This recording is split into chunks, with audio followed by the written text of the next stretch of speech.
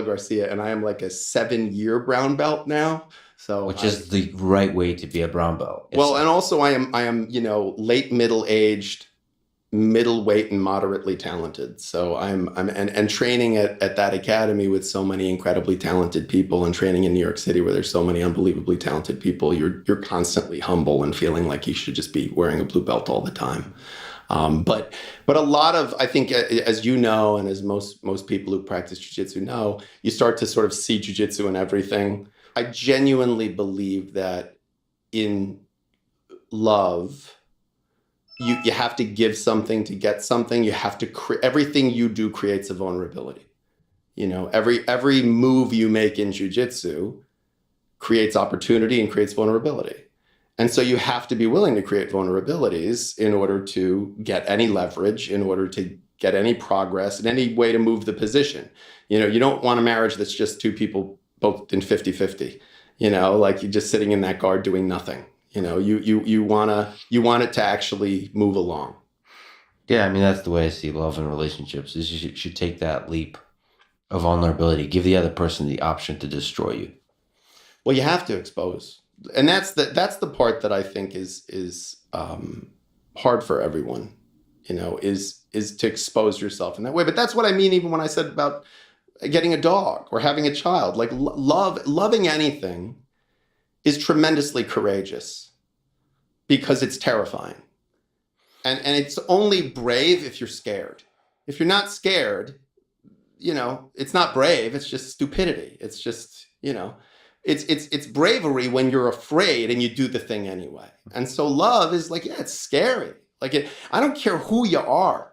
Like being, in the jiu-jitsu community, like I'm around, as you are, like incredibly tough people, like physically tough people, mentally tough people. But, I've seen some of those people taken down by a 120-pound woman.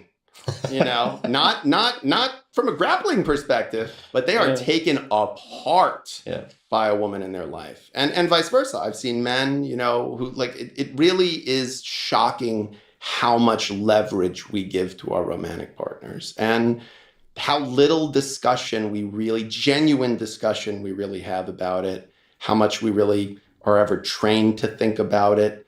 There's nothing in school that teaches us about it. So much of literature and art is an idealized version of it.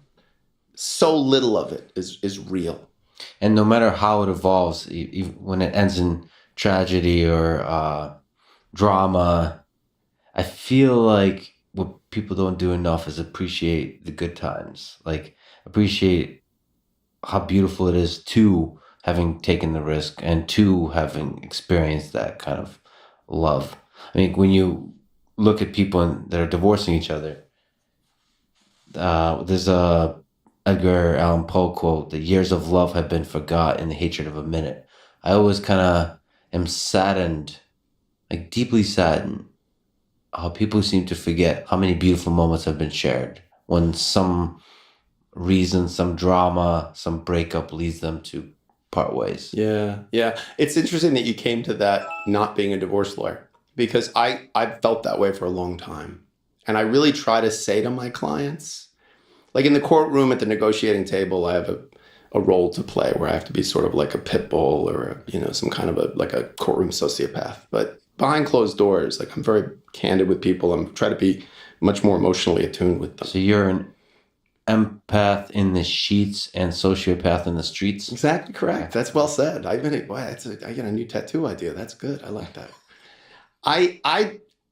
But I do believe when I'm behind closed doors with people, I say to them, how you end things is going to be how you're going to remember the whole thing. And that's unfortunate because, you watch like a 2-hour movie, and if the last 15 minutes of it sucked, you go, well, that movie sucked. Like, well, the first hour and 45 was great, but you walk out with this bad taste in your mouth. I'm genuinely in awe of how easily people forget that they loved each other. And I'm amazed because by the time I meet them and by the time they hire me to be a weapon against the person they were in love with, there's nothing but animosity there. And so I have to try to imagine what these two people looked like when they were in love with each other and how that even existed. But I have to tell you, like, I don't function that way. Like, every woman I ever had a relationship with, like, when I think of them, I don't think of the ending necessarily. I try to think about the greatest hits. I try to think about the moments that were wonderful, where I loved them and they loved me, and like there was joy and there was connection. And I don't know why you'd choose not to. There's that old axiom, I don't know who said it, that if you don't learn to find joy in the snow, you'll have less joy in your life and precisely the same amount of snow. And Yeah. I genuinely believe, like, okay, the relationship ends. This is where it ends. We're done now. I am making a choice as to how I will remember you. And we do it in relationships. Like, I always tell people, if you ever want to see a couple light up, if they're ever like the couple at the table that's, it seems like they got in a fight or something, ask them how they met. And most people, when they talk about how they met, like their face softens. They both, and the other person looking at them telling the story gets that look you were talking about before. Yeah. And because they remember that thing and how they felt at that moment. And when this person was a choice, not a default, not their automatic +1, but the person they asked to the wedding. Not of course you're bringing her, it's your wife. You bring your fucking wife places. Like, it was still, hey, there's like, 3.5 billion women and I'm picking you, like that feeling. And I don't know why when a relationship ends, you can't do that. A lesson I learned when my mother passed away she had a 2-year terrible battle with cancer and was on hospice and was very, very sick. And it was a very slow and awful end.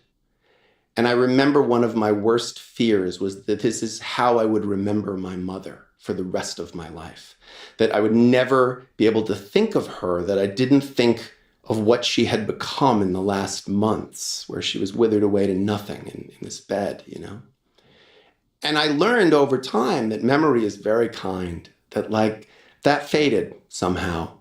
And that now, like, when I remember her healthy and vibrant. I remember her laughter. I remember positive things. Some of that is I like to look at photos of that, but some of it is just how I think memory works. And I don't know why we don't apply that to relationships. And I think part of it is because we have this binary view of relationships, that it's either success, which means you live happily ever after for the rest of your lives and die together, or like in short succession, or it was wrong, it was awful. And I don't understand why that would have to be how we do it. I think we could look at relationships like what they are, which is chapters in a book. And that book is our life. And those chapters all have significance. And none of them the later chapters, none of them would happen without the prior ones. Mm-hmm. So there's this beauty to me of that. And I don't know if that it's a choice or if that is how it is. And the rest is just narrative that we've put on top of it culturally for some reason.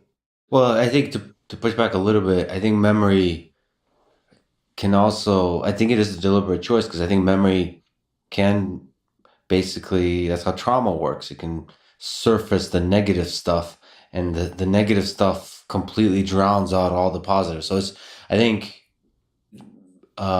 it's a deliberate choice to make your memory probably work that way.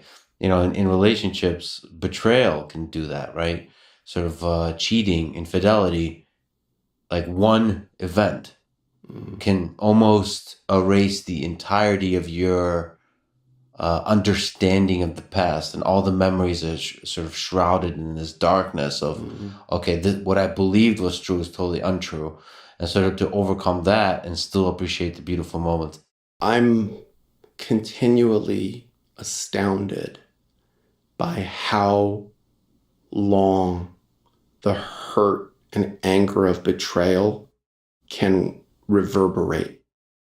I have clients who were 4 years, 5 years past when the divorce ended, the cheating was discovered, and they're as angry as they were the day they found out.